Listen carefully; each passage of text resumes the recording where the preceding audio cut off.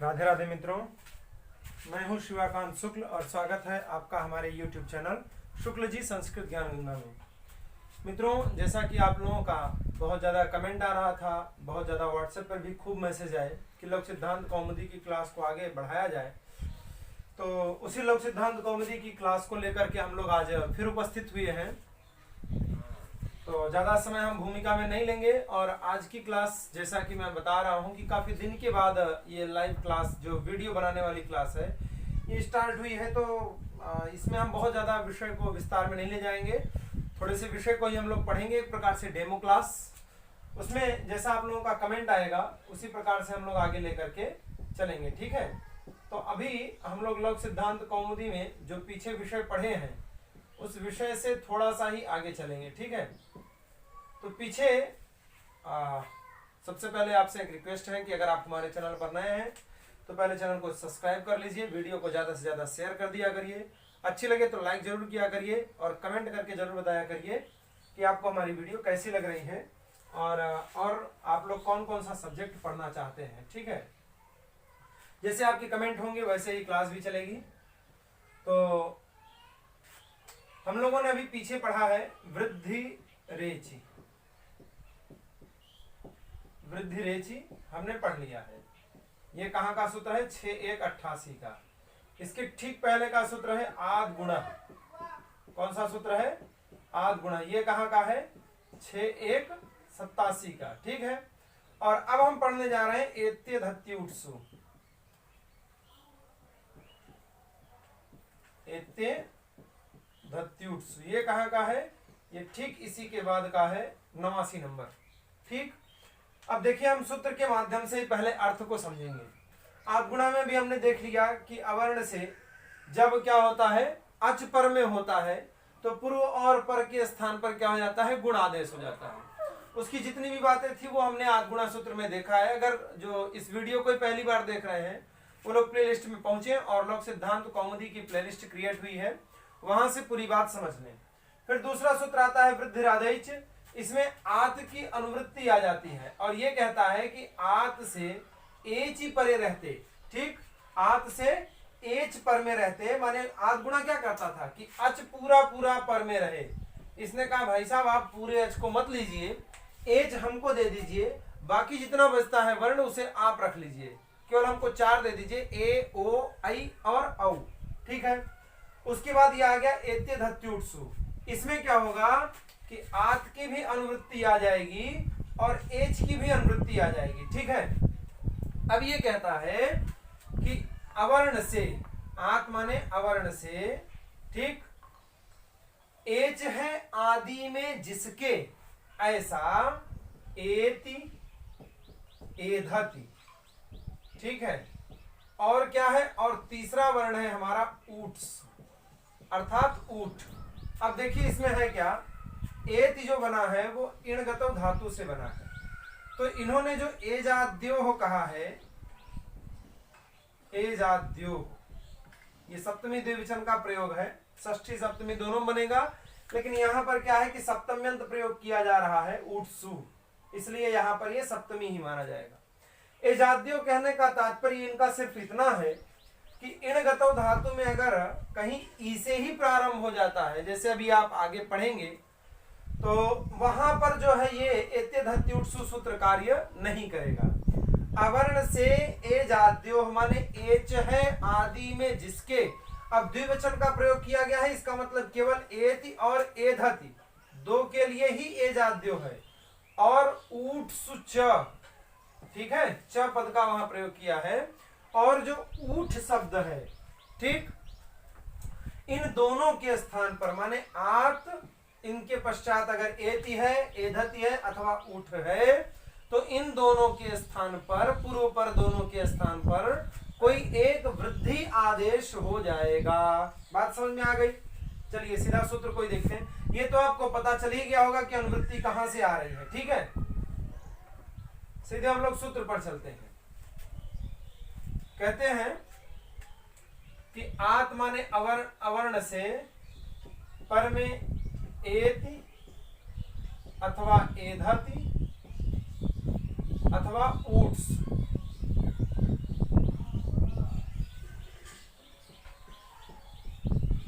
त्युट शब्द पर में हो तो पूर्व पर के स्थान पर कोई एक वृद्धि आदेश हो जाता है। ठीक है, उदाहरण के माध्यम से समझते हैं। सबसे पहले इन्होंने बनाया है उपैत। उपैत, ठीक है, तो यहां पर उप अग्रे एति।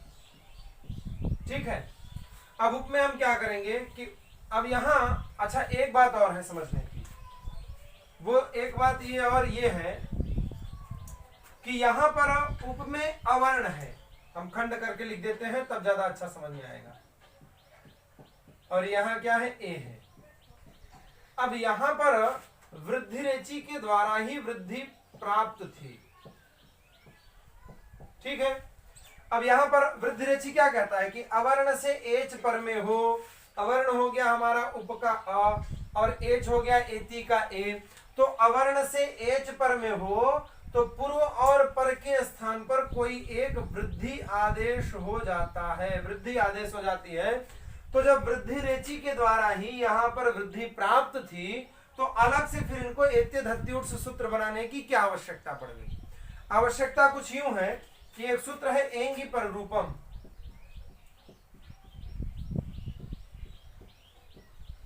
ठीक है, ये एंगी पर रूपम ये कहता है कि उपसर्ग पूर्वक उपसर्ग से पर में अगर कोई एंग प्रत्याहार में आने वाला, माना एंग पूर्व में होना चाहिए ऐसी कोई धातु है तो उन दोनों के स्थान पर पररूप हो जाता है। ठीक है, अब यहां पर क्या है देखिए, उप उपसर्ग है, प्र परा अब सम अनु और निस निर दुस दुर भी इसमें उप आता है। ठीक है, और एति जो है वो इणगतौ धातु का ही रूप है।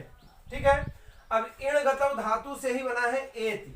ठीक, तो इन्होंने यहां पर कहा कि उपसर्ग के बाद अगर एजादी कोई धातु है तो एंग आदि, सॉरी एच नहीं, एंग आदि, एंग आदि कोई धातु है, माने ए और आई, ए और ओ, ए ओंग।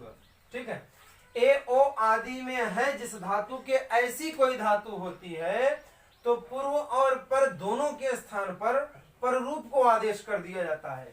माने यहाँ वृद्धि संधि को रोक करके यहाँ पर देखिए एति है, इणगतौ धातु है, और एंग ए आदि में भी है, तो पूर्व और पर माने अ और ए के स्थान पर ए होने जा रहा था, पररूप आदेश होने जा रहा था, उसी को रोकने के लिए एते धत्युट सु आया। यहां हम सूत्र लिख देते हैं,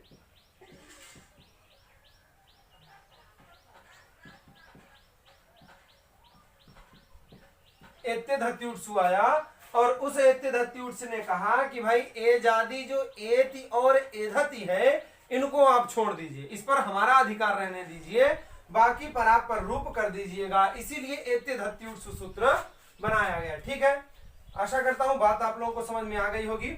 यहाँ पर उप अग्रे एति, यहाँ से वृद्धि रेचि से ही वृद्धि संज्ञा प्राप्त थी, लेकिन इस वृद्धि को बांध करके आया एंगी पर रूपम। एंगी पर रूपम ने कहा कि अगर एंग आदि कोई धातु होगी, ए ओ आदि में है जिसकी ऐसी कोई धातु होगी तो वहां पर पररूप आदेश हो जाएगा, पररूप हो जाएगा पूर्व पर दोनों के स्थान पर। उसी को रोकने के लिए यहाँ पर एत्य धत्युट सूत्र आता है, और एत्य धत्युट कहता है कि भाई आप अन्यत्र तो कर दीजिएगा, लेकिन एति और एधति ये दोनों धातुएं हैं, ये एध वृद्धौ है और ये इणगतौ धातु है, तो ए इणगतौ में भी ए है और एधति में भी ए है, धातु भी है, और पूर्व में यहाँ देखिए उपसर्ग भी है। तो ये कहता है एंगी पर रूपम की उपसर्ग के पश्चात अगर एंग आदि कोई धातु है तो यहाँ पर वो स्थिति है तो यहाँ पर रूप न हो जाए, इसलिए आता है हमारा एत्य धत्युट सु। एत्य धत्युट सु आता है किसको रोक करके, एंगी पर रूपम को, एंगी पर रूपम को रोक दिया। फिर आ गया एत्य धत्युट से, ये कहता है एजादी जो इन धातु का एति एधति और ऊठ शब्द ऊठ है, इन ये अगर पर में है तो यहां पर वृद्धि ही होगी, तो यहां हम वृद्धि कर देंगे। आशा करता हूं ये बात समझ में आ गई होगी। अगर नहीं भी समझ में आई है तो आप लोग जरूर कमेंट करिएगा, हम बतलाएंगे आप लोगों को और अच्छे से समझाने का प्रयास करेंगे। अब वृद्धि संधि है, वृद्धि संज्ञा है कितने की, 3 की। कौन कौन से, आ, आई और औ, इन तीनों की वृद्धि संज्ञा है। तो देखेंगे कि इन दोनों के स्थान पर किसको रखा जाए। तो स्थान मिलाएंगे तो अ का उच्चारण स्थान है कंठ, ए का उच्चारण स्थान है कंठ तालु और कंठ तालु उच्चारण स्थान है आई का। तो इन दोनों के स्थान पर आ जाएगा आई। ठीक है, तो उप आई और यहां ती मिला दीजिए, बन गया उपैति। ठीक है, उप का तात्पर्य होता है समीप, एति का तात्पर्य होता है जाना, अर्थात समीप जाना। ठीक, इणगतो धातु है ना जाने अर्थ में। तो आशा करता हूं ये उपैति आपको समझ में आ गया होगा। पूरा यहाँ लग रहा है कि यहाँ वृद्धि संधि जो हुई है वो वृद्धि रेच से हुई है। अगर एग्जाम में पूछता है कि उपैति जो शब्द है इसमें वृद्धि संधि किस सूत्र से हुआ है, तो आप सीधे बताएंगे कि एत्यधत्यूट्सु सूत्र के द्वारा उपैति में क्या हुआ है, वृद्धि संधि हुई है। ठीक है, ये बात समझ में आ गई। चलते हैं अगले प्रयोग की तरफ। अगला प्रयोग है हमारा उपैधते। ठीक है, अब यहां है उप के पश्चात है एधते। अब देखिए यहां भी वही स्थिति है, यहां भी देखिए उप में अकार है, इस अ के पश्चात ये जो ए है, इन दोनों के स्थान पर वृद्धि रेचि से क्या प्राप्त है, वृद्धि प्राप्त है। वृद्धि रेचि सूत्र के द्वारा यहां पर वृद्धि संधि प्राप्त है, लेकिन तुरंत आ जाएगा एंगी पररूपम। एंगी पररूपम क्या कहता है कि अगर कोई उपसर्ग पूर्व में हो और उपसर्ग के पश्चात एंग आदि कोई धातु हो, तो एंग है आदि में इस एध वृद्ध धातु के अंतर्गत, तो एंग आदि अगर कोई धातु होती है तो पूर्व पर के स्थान पर पररूप एकादेश हो जाता है। तो इसी को एंगी पररूपम को ही रोकने के लिए आ गया सूत्र एत्यधत्यूट्सु। एत्यधत्यूट्सु ने कहा कि ठीक है आप एंग आदि प्रत्येक धातुओं को करते हैं उपसर्ग के पश्चात, लेकिन ये जो एति एधति है इसको हमारे झोली में डाल दीजिए। तो इसने क्या किया, इनको इनकी झोली में डाल दिया और उसके पश्चात यहाँ पर वृद्धि हो गई। और वृद्धि संज्ञा हमने पहले ही बताई है 3 की होती है, आ, आई और औ। इन तीनों की उच्चारण स्थान मिलाएंगे तो उच्चारण स्थान से आई आ जाएगा। उप है आई हो गया, धते हो गया, मिला देंगे बन जाएगा उपैधते। ठीक है, उप का तात्पर्य होता है समीप, एध वृद्धौ वृद्धि अर्थ में है तो समीप में वृद्धि को प्राप्त होना। ठीक है, ऐसा इसका अर्थ आ जाएगा। तो आशा करता हूं ये दोनों रूप आप लोगों को अच्छी तरीके से समझ में आ गया होगा, उपैत और उपैधते, उपैत उपैधते। अब वो जो सूत्र कहता है कि अवर्ण से एजादि एत और एधति केवल 2 ही पर में होने चाहिए। ठीक है, अब जो तीसरा है ऊठ, ये एजादि नहीं भी रहेगा तो चलेगा। अब जो ऊठ है ये ऊह से ही बना हुआ है। ठीक, तो देख लेते हैं हम लोग। पृष्ठ है और आगे ऊह है। ठीक, इस प्रकार से हमारा रूप है। वह धातु थी, वह में वृद्धि हुई तो वाह हो गया, और वाह के बाद फिर उसका संप्रसारण कर दिए तो ऊह हो गया। ठीक है, वह का संप्रसारण ऊह हो जाएगा। तो यहां पर ऊह है। अब पृष्ठ ऊह। अब यहां पर देखिए वृद्धि रेचि से किसी भी प्रकार से वृद्धि संधि प्राप्त नहीं है, इसलिए इसको हम हटा देते हैं। ठीक है, प्र उपसर्ग है, यहां एंगी पर रूपम भी प्राप्त नहीं हो पाएगा। ठीक, क्योंकि ये क्या कहता है कि उपसर्ग के पश्चात एंगादि कोई धातु होनी चाहिए। एंगादि तो वो है ही नहीं। ठीक है, ये तो वह धातु है, तो वह में तो वह है, एंगादि से कोई लेना देना ही नहीं। ये तो हल है, पूर्व में हलादि धातु है। अब पृष्ठ है, पृष्ठ के पश्चात ऊ है, तो यहां पर सामान्य रूप से आप देखेंगे तो आपको दिखलाई पड़ेगा कि आद गुण से गुण प्राप्त हो रहा है। आद गुण से क्या प्राप्त हो रहा है, गुण प्राप्त हो रहा है। आप लोग देख लीजिए क्यों, क्योंकि आद गुण कहता है कि अवर्ण से अच परे रहते। अवर्ण हो गया पृष्ठ में अ और अच पर में हो गया उ, तो अवर्ण से अच परे रहते पूर्व पर के स्थान पर क्या हो जाता है, गुण एकादेश हो जाता है। ठीक है, तो यहाँ पर क्या हो गया कि गुण हो जाना चाहिए था आद गुणा सूत्र के माध्यम से। लेकिन ये जो एत्य धत्य उठ्सु सूत्र है ये कहता है कि भैया एजादि एति और एधति, फिर से आप लोग जरूर ध्यान दीजिए कि एजादि केवल एति और एधति ही रहेंगे, ठीक, ऊठ की आवश्यकता नहीं है क्योंकि उसमें एजाद्यो द्विवचन का ही प्रयोग किया गया है। और ऊठ, ऊठ यह जो शब्द है इनके परे रहते, अवर्ण से इन तीनों के परे रहते पूर्व पर के स्थान पर वृद्धि एकादेश होगा। ये कौन कहता है? एत्य धत्युट्सु। तो इस सूत्र के माध्यम से, एत्य धत्युट्सु के माध्यम से यहाँ पर वृद्धि हो जाएगी। देख लीजिए पृष्ठ है, पृष्ठ में अ है और ऊह का ऊ रख दीजिए, ठीक है, ह को बाहर निकाल दीजिए। अब इन दोनों के स्थान पर एका पूर्व प्रयोग की सहायता से अ और ऊ के स्थान पर स्थान मिलाएंगे तो वृद्धि कितने की है? आ, आई और औ। इसका हो जाएगा कंठ, ये कंठ तालु और ये कंठोष्ठ। यहाँ इसका उच्चारण स्थान है कंठ और इसका उच्चारण है ओष्ठ, तो दोनों को मिला करके हम कर देंगे कंठोष्ठ वाले को, औ को। तो पृष्ठ हो गया, औ हो गया और ह हो गया, मिला दीजिए, बन गया पृष्ठौह, पृष्ठौह, ठीक है। तो इस प्रकार से हमारे यहाँ तीनों रूप सिद्ध हो गए। ऐसा नहीं कि पृष्ठौह का संधि विच्छेद करने के लिए आए तो आप लिख दीजिए पृष्ठ अग्रे औह, ऐसा मत करिएगा, लग तो ऐसा ही रहा है लेकिन ऐसा आपको करने की आवश्यकता नहीं है। बोले कैसे होगा? तो पृष्ठ अग्रे ऊह है, यहाँ पर एत्य धत्युट्सु सूत्र के द्वारा जो ऊठ है, उठ ही ऊह है, वह धातु है, हम पहले भी बता चुके हैं।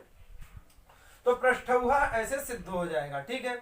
पूछता है किस सूत्र से हुआ है यहाँ पर वृद्धि, तो ऐसा नहीं कि आप पृष्ठाग्रे औह लिख करके और लिख दीजिए वृद्धि रेचि से हुआ है, नहीं, पृष्ठाग्रे ऊह है और एत्य धत्युट्सु के माध्यम से यहाँ पर वृद्धि संधि हो गई है, ठीक है। तो आशा करता हूं ये तीनों इफेक्ट आपको समझ में आ गए होंगे। अब आगे इन्होंने ग्रंथ में लिखा है कि ए जाद्योह किम उपेतः। आपने जो सूत्र में कहा है कि ए जादी, एक मिनट देख लेते हैं उसको भी। हाँ, ये कह रहे हैं कि आपने जो कहा है कि एति और एधति कैसा होना चाहिए? ए जादी कैसा होना चाहिए? ए जादी माने इनके आदि में एच होना चाहिए। अब है तो ये इण गतौ धातु, तो इण से भी आप कर लीजिए, तो बोले नहीं, इण से करेंगे तो काम नहीं बनेगा, एच ही आदि में होना चाहिए। बोले नहीं तो कह रहे हैं उपेत, उप अग्रे इत, ठीक है। अगर कह रहे हैं कि हमने एज आदि में ना कहा होता तो यहां भी इणगतौ धातु है और यहां पर भी वृद्धि होने लगती, ठीक, यहां पर भी एत्य धत्युट्सु के माध्यम से वृद्धि हो जाती, तो वृद्धि होकर के रूप बन जाता उपैत, जबकि यह अनिष्ट रूप है, ऐसा शास्त्रों में नहीं मिलता है। इसलिए यहां पर लगेगा सूत्र आद गुणः और आद गुणः के माध्यम से अ और ई के स्थान पर ए आदेश हो जाएगा, ऊपर रहेगा, अग्रे त हो जाएगा, बन जाएगा उपेत, ठीक है। तो उपैत कहीं रूप सिद्ध न होने लगे, अनिष्ट रूप न बन जाए, इसलिए इन्होंने कहा एजादी, ठीक है। तो यहां उपेता बन गया। आगे कहते हैं मां भवान प्रेदिधत। एक और उदाहरण ये देते हैं, ये उपेता सिद्ध हो जाएगा। आगे एक और उदाहरण देते हैं, मां भवान प्रेदिधत। ये भी इसी का उदाहरण है कि एजादी क्यों कहा इन्होंने। आखिर इण गतौ धातु है तो इन्होंने इण ही कह दिया होता, एजादी इण परे रहते, लेकिन इन्होंने इण नहीं कहा।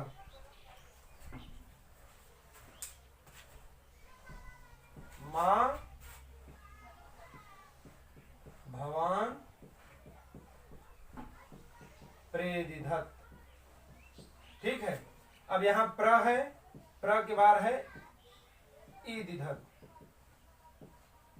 अब यहां पर एज आदि तो है नहीं, एच आदि में है नहीं, ठीक, तो यहां पर क्या करेंगे? तो सीधे आद गुणा लगाएंगे और आद गुणा सूत्र के माध्यम से गुण कर देंगे, तो बन जाएगा प्र में क्या है? अ है, प्र हल करेंगे तो आ जाएगा, इधर ई आ जाएगी, फिर अ और ई दोनों के स्थान पर ए आदेश कर देंगे, तो बन जाएगा प्रेदिधत। ठीक है, ऐसे मां भवान प्रेदिधत भी सिद्ध हो जाएगा। तो कहीं अगर ये एजादी ना कहते तो यहां भी जो ए है वो ए के स्थान पर आई हो जाता। क्यों? क्योंकि वृद्धि हो जाती, और वृद्धि हो जाती तो आई आदेश हो जाता, तो कहीं प्रदिधत ना बन जाए, इसलिए इन्होंने कहा एजादी ही एति होना चाहिए। ठीक है, तो सूत्र को फिर से देख लीजिए। एत्य धत्युत्सु सूत्र में तो केवल 3 बातें ही उच्चारण की गई है, एति, एधति और ऊठ। बाकी तो पीछे से अनुवृत्ति आती है आद गुणा से और वृद्धि रेचि से। उसमें ये कहते हैं कि अवर्ण से एजादी एति, अवर्णात एजाद्यो रत्ये धत्यो रूठि च परे। ठीक है, तो अवर्ण से एति एधति, एजादी एति और एधति और ऊठ शब्द परे रहते क्या होता है? पूर्व पर के स्थान पर वृद्धि एकादेश होता है। तो आशा करता हूं ये सारी बातें आप लोगों को समझ में आ गई होंगी। अब आज की क्लास में फिलहाल इतना ही रखते हैं। आज हमने एक प्रकार से छोटी सी क्लास इसलिए चलाई थी कि देखते हैं कि इतने दिन हो गए हैं, अब सिस्टम फिर से स्टार्ट हो पाता है नहीं हो पाता है, क्योंकि ये क्लास बनाने में काफी तकलीफ होती है, समस्या होती है, क्योंकि सुविधाएं उपलब्ध नहीं है और कोई बात नहीं है। सुविधा अगर पूरी होती तो बनाने में कोई विशेष दिक्कत नहीं थी, कोई परेशानी नहीं थी, लेकिन फिर भी आप लोगों की पढ़ने की जिज्ञासा है तो ये हमारे लिए बहुत सारी सुविधाएं हैं। आप पढ़ रहे हैं, यही हमारे लिए सब कुछ सुविधा है। तो हमने ये छोटी सी क्लास बनाई थी, आशा करता हूँ आप लोगों को बहुत अच्छी लगी होगी। आप लोग कमेंट करके जरूर बताइएगा कि अगर अच्छी लग रही हो तो हम क्लास को और आगे ले चलने का प्रयास करते हैं। ठीक है, चैनल पर नए हैं तो प्लीज चैनल को जरूर सब्सक्राइब करिए, वीडियो को ज्यादा से ज्यादा शेयर करिए, और अच्छी लगे तो लाइक जरूर कर दीजिए। कमेंट करके जरूर बताइए कि आपको वीडियो कैसी लगी है। आज की वीडियो में फिलहाल इतना ही। राधे राधे।